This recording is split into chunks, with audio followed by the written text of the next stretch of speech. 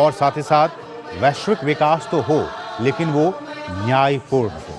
ये नहीं कि सिर्फ एक तरफा विकास हो जाए, ऐसा नहीं हो, सबको साथ लेकर। और जैसा कि प्रधानमंत्री ने कहा है कि सबका साथ सबका विकास, इसी मूल भावना के साथ इस बार का हम कह सकते हैं जो थीम है ब्रिक्स का कि एक न्यायपूर्ण वैश्विक विकास हो और सुरक्षा के लिए जो बहुपक्षवाद है उसको कैसे मजबूत किया जाए, इस पर 2 दिनों तक चर्चा होगी।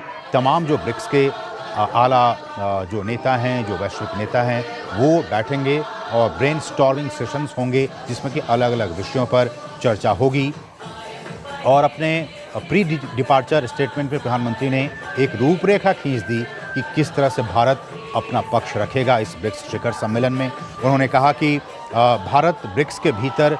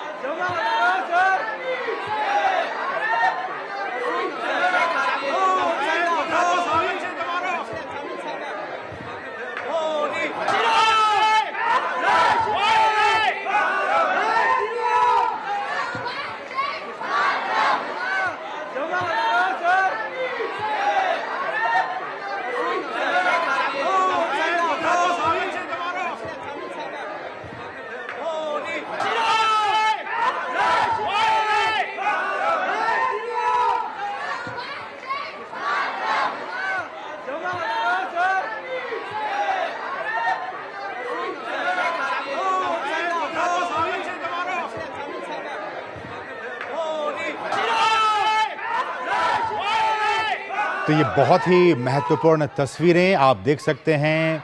जो भारतीय मूल के लोग हैं या फिर कहें इंडियन डायस्पोरा, अच्छी खासी तादाद में वहाँ रहते हैं रूस में। और रूस का एक शहर, रूस का एक राज्य तातरस्तान और उसकी राजधानी कजान। और इस वक्त प्रधानमंत्री ब्रिक्स शिखर सम्मेलन में हिस्सा लेने के लिए इसी शहर में तातरस्तान की राजधानी कजान में पहुंच चुके हैं। और पहुंचने के बाद आप देख सकते हैं जो भारतीय मूल के लोग हैं उनमें कितना जोश और उत्साह का माहौल। उनके अपने नेता, उनके अपने लोकप्रिय नेता जिन्होंने भारत को एक वैश्विक पहचान दिलाई, वो उनके बीच में इस वक्त मौजूद हैं। और हाथ मिलाने की एक होड़ मची हुई है, एक होड़ लगी हुई है कि कौन प्रधानमंत्री नरेंद्र मोदी के साथ हाथ मिला पाता है। और अपने आप को जो इसमें कामयाब हो पाया हाथ मिला पाने में, वो अपने आप को काफ़ी सौभाग्यशाली समझ रहा है। तो ये बहुत ही महत्वपूर्ण तस्वीरें हो जाती है। और आपको बता दें कि 2 दिनों का एक बहुत ही महत्वपूर्ण शिखर सम्मेलन इसी शहर कजान में होने जा रहा है। और इसी शिखर सम्मेलन में शामिल होने के लिए प्रधानमंत्री नरेंद्र मोदी वहाँ पहुँचे हुए हैं। और ये शिखर सम्मेलन है ब्रिक्स शिखर सम्मेलन। और इस शिखर सम्मेलन में प्रधानमंत्री ने ये कहा है कि ब्रिक्स जो है वो जलवायु परिवर्तन जो हो रहा है उसका कैसे उसका समाधान किया जाए, उन समस्याओं का, उस पे अपनी बात रखेगा। डिजिटल समावेशन, जो डिजिटल इंक्लूज़न है, क्योंकि डिजिटल डिवाइड भी हम जानते हैं कि ग्लोबली बढ़ा है। एक वैसे लोग हैं जिनके पास की डिजिटली वो हैं, उनके पास सारी सुविधाएं हैं। और कुछ वैसे भी लोग हैं इस पूरे वैश्विक स्तर पर जिनके पास अभी भी आज की तारीख में वो डिजिटल जो टूल्स हैं, जो संसाधन हैं, वो उनके पास नहीं हैं। तो प्रधानमंत्री ने एक ये आह्वान किया है कि ब्रिक्स के ज़रिए, इस मंच के ज़रिए एक डिजिटल समावेशन कैसे हो, हर कोई डिजिटल क्रांति से जुड़ सकें। इसको लेकर प्रधानमंत्री ने कहा कि इस पर भी चर्चा होगी। साथ ही साथ समाज के जो हाशिए पर मौजूद वर्ग हैं उनके वित्तीय समावेशन की दिशा में काम करना, ये भी एक ब्रिक्स का लक्ष्य है।